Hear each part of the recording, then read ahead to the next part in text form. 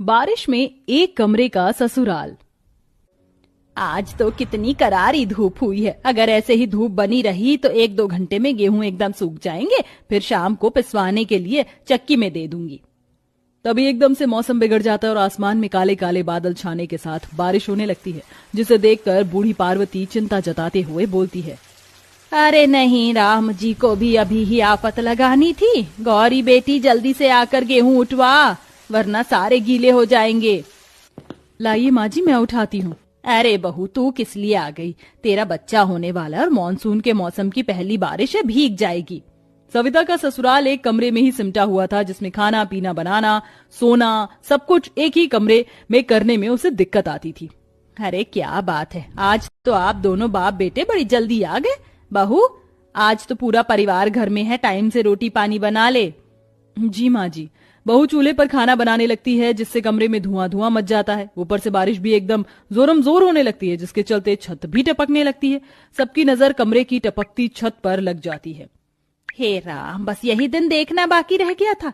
इतनी मुश्किल में तो इस कमरे में गरीबी में दिन काट रहे हैं, ऊपर से छत भी टपकने लगी। इतने बखत से बोल रही थी दोनों बाप बेटे से कि घर की छत की थोड़ी मरम्मत करवा लो। देखना कितनी कच्ची और झज्जर हो गई है। भाग्यवान, छत बनवाने के लिए हाथ में पैसा कौड़ी भी तो होना चाहिए। जितना कमाते धमाते हैं वो तो 2 टाइम की रोटी खाने में ही चला जाता है। गरीबी में जीना जितना कठिन है, उतना ही सच परिवार में कलेश का जड़ पैसा है, जिससे आज के टाइम में एक बड़ी संख्या वाला गरीब परिवार भी एक कमरे में गुजारा करने के लिए मजबूर है। सविता चूल्हे के पास से उठती है और एक पन्नी निकालती है।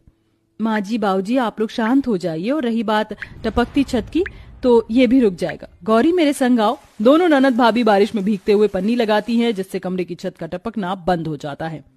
लीजिए, अब एक बूंद नहीं बरसेगी। चलिए सब बैठकर खाना खा लीजिए। अरे वाह बहू, जुगाड़ ठीक लगाया तूने, वरना तो आज रात को बारिश में सोना ही मुहाल हो जाता हमारा। पूरा ससुराल खा पीकर एक के बगल में एक करके लेट जाते हैं। अभी आधी रात बीते हुआ ही था कि घटाएं तेज तेज चमकने लगती है और तूफान उठता है, जिस वजह से छत की पन्नी उड़ जाती है और फिर से कमरे की छत चूने लगती है। बारिश की बूंदें सबके चेहरे को गीला करने लगती हैं। अरे पार्वती, पानी क्यों डाल रही हो? एक तो मुझे सरका कर एकदम कमरे के कोने वाले हिस्से में कर दिया है। अरे खिसको जरा सा भाई। ये पानी कौन डाल रहा है?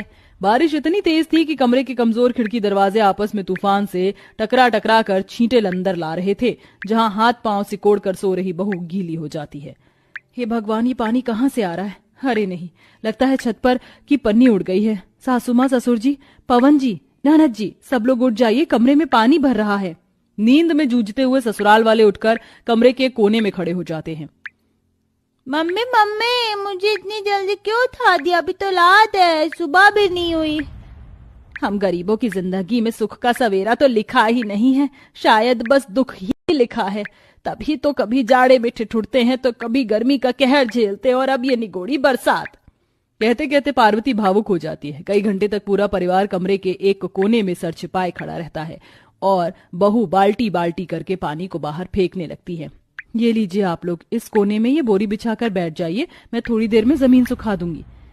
इतने भी निर्दयी नहीं है हम बहू, जो 8 महीने के पेट से बहू को बारिश में परेशान छोड़कर सो जाए।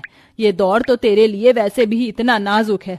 बहू, तुझको तो आराम मिलना चाहिए, मगर इस कमरे के ससुराल में तू 2 घड़ी लेट भी नहीं पाती। भाभी, बाल्टी मुझे दीजिए, मैं पानी फेंक दूंगी, आप बैठ जाइए।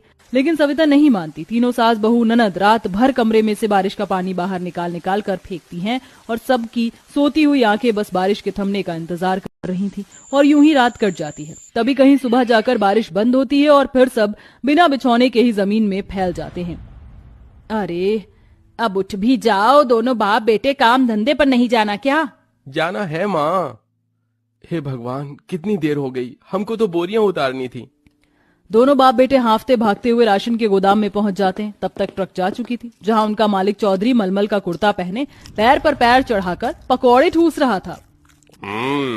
वाह, क्या मस्त पकौड़े बनाती है बसंती। मेरा तो खा खा कर पेट टंच हो गया। लेकिन इतने खस्ता अच्छे पकौड़े बनाए हैं कि मेरा तो मन ही नहीं भर रहा। ऊपर से बरसात के मौसम में पकौड़े खाने का मजा ही अलग है। वाह। तभी फटा चिटा कुर्ता डाले पवन हाथ जोड़कर पास में आता है। जयराम जी के चौधरी जी, क्या बात है, आज अनाज की गाड़ी नहीं आई? अनाज की गाड़ी आई भी और खाली भी हो गई। अब तुम दोनों बाप बेटे तो ठहरे भैया राजा बाबू। हाँ, 10-10 बजे तक आओगे तो मैं इंतजार में थोड़ी बैठा रहूंगा। चलो अब कल आना। दोनों बाप बेटे मुंह लटका कर घर चले आने लगते हैं। आज की कमाई तो गई। वैसे ही बारिश का मौसम है, आज क्या बनेगा घर में। बाबूजी, थोड़ी देर यहीं देखते हैं, शायद कोई काम मिल जाए। दोनों बाप बेटे सड़क पर खड़े रहते हैं। तभी फिर से बारिश शुरू हो जाती है। इधर सास बहू ननद घर पर भूखे बैठे थे, जबकि धन वालों के घर में बारिश का मौसम सुहानी खुशियां लाया था। माँ देखो पकौड़े की खुशबू आ रही, तुम भी पकौड़े बना लो ना माँ। तभी दिल उदास करके बहू बोलती है, बिटिया ये पकौड़ी खाना अच्छी चीज नहीं होती, पेट में दर्द होता है और रात की रोटी है वो खा ले। मुझको नहीं खाना, रखो अपनी रोटी। मुंह फुलाकर पूजा दरवाजे के आगे बैठ जाती है, जहां उतनी बरसात में भी कई गरीब ठेले वाले फेरी लगाकर घूम घूम कर पकौड़े वगैरह बेच रहे थे। सुबह से बारिश में भीगते भीगते दोनों बाप बेटे को शाम ढल जाती है और दोनों थरथराते कांपते हुए घर आते हैं। शंकर दरवाजे के आगे गिरकर बेहोश हो जाता है। हे भगवान, अजी क्या हुआ तुमको? ए उठो ना, ये दोनों बाप बेटे बुखार में तप रहे हैं। दोनों सास बहू उन्हें चादर उड़ाती हैं, लेकिन पूरे कमरे में बारिश का पानी लगा हुआ था, जिससे सोने के लिए रत्ती भर भी सूखी जगह नहीं थी। तभी एक झटके से घर की आधी छत टूट कर गिर जाती है और कमरे के अंदर जैसे झरना बहने लगता है, जिसे देखकर गरीब ससुराल वालों की आंखों में आंसुओं का सैलाब उमड़ पड़ता है। ये भगवान, ये बारिश तो हमारे परिवार पर बुरा सितम बनकर छा गई है। पता नहीं भगवान क्या चाहता है। मेरा तो दिल बैठा जा रहा है। कमरे की दीवार भी इतनी कमजोर हो चुकी है, कहीं ये भी टूट कर गिर ना जाए। तभी एक सरकारी ऐलान जारी होता है। सुनिए सुनिए सुनिए, आज की बड़ी खबर। समाचार में बताया जा रहा है कि अगले 3 दिन तक भारी बारिश की संभावना है। इसीलिए इस निचली झुग्गी में रहने वालों को हम सूचित कर रहे हैं कि जितना जल्दी हो सके इस जगह को खाली कर दें। सुनो सुनो सुनो। ये खबर सुनकर जैसे ससुराल वाले दुविधा में आ जाते हैं। हे भगवान, ऐसे तो हम घर से बेघर हो जाएंगे, अब क्या करें? अरे वही होगा जो खुदा को मंजूर होगा। एक एक पैसा जोड़कर मैंने परिवार के रहने के लिए ये कमरा बनवाया था। और मेरी आंखों के सामने मेरा घर ढह जाएगा। तभी मूसलाधार बारिश शुरू हो जाती है और कमरा निचले जमीन के हिस्से में होने की वजह से भरने लगता है। यहाँ तक कि जमीन के अंदर की सीलन से भी पानी ऊपर आने लगता है, लेकिन फिर भी दोनों ननद भाभी हिम्मत नहीं हारती और आंखों में आंसू भरकर गरीब बहू बोलती है, माँ जी, गौरी, हम अपना घर छोड़कर कहीं नहीं जाएंगे, यहीं इसी में रहेंगे, जो लिखा होगा वो होगा।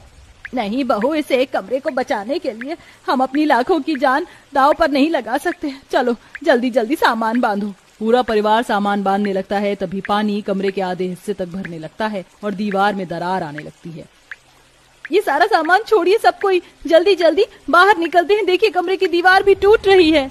आंखों से दुखाली के आंसू बहाते एक एक करके सब बाहर निकलते हैं। चलो पिताजी, जल्दी से आ जाओ। नहीं बेटा, तू जा, मैं नहीं आऊंगा। इस जगह जमीन से मुझे बहुत लगाव है, बहुत। शंकर अपने घर को देख देख कर बहुत बिलक बिलक कर रोता है। तभी बारिश के साथ एक तूफान का तेज झटका आता है और कमरे की दीवार उस पर गिर जाती है, जिसमें वह जान गंवा देता है। ये नजारा देखकर पार्वती छाती पीट पीट कर रोने लगती है और किसी बावली की तरह छटपटा कर रोती है। नहीं नहीं नहीं, हे राम, ये तूने क्या कर दिया? अरे मुझे भी ले चलो अपने साथ में। दादाजी, दादी जी, मुझे दादाजी के पास में जाना है। बुआ छोड़ो मुझको। नहीं पूजा, चलो भैया आगे बढ़िए, पानी बढ़ रहा है। चलो माँ, तुम्हें मेरी कसम, मैं अपने परिवार में से किसी को नहीं खोना चाहता हूँ। पूरा परिवार एक लाइन में आगे बढ़ते जाते हैं, जहाँ जमीन में गड़े नुकीले चीजों से सविता का पैर कट जाता है। माँ, मेरा पैर कट गया जी, चला नहीं जा रहा। थोड़ी हिम्मत रख बहू, चल आगे बढ़। बारिश जैसे उस गरीब परिवार पर प्रलय बनकर टूटी थी। हवा की लहर बेजोड़ थी। थोड़ी दूर पर आकर उन्हें सुरक्षा कर्मियों की नाव दिखती है। अरे आ जाइए, आप सभी जल्दी से हमारी नाव में सवार हो जाइए। चलो सब जल्दी जल्दी बैठो, चलो चलो। कुछ देर में सुरक्षा कर्मी उन्हें सही सलामत बचाकर ले आते हैं, जहां उन्हें खाने को दिया जाता है। 3 दिन गुजरने के बाद बारिश बंद हो जाती है, लेकिन उस दुखद परिवार वालों की आंखों से आंसू नहीं सूख रहे थे। सरकार उनकी हानि के बदले घर बनाने के लिए 5 लाख रुपए की रकम देकर मदद करती है, जिससे पवन अपने परिवार के लिए पक्का 2 कमरों का घर बनवा लेता है।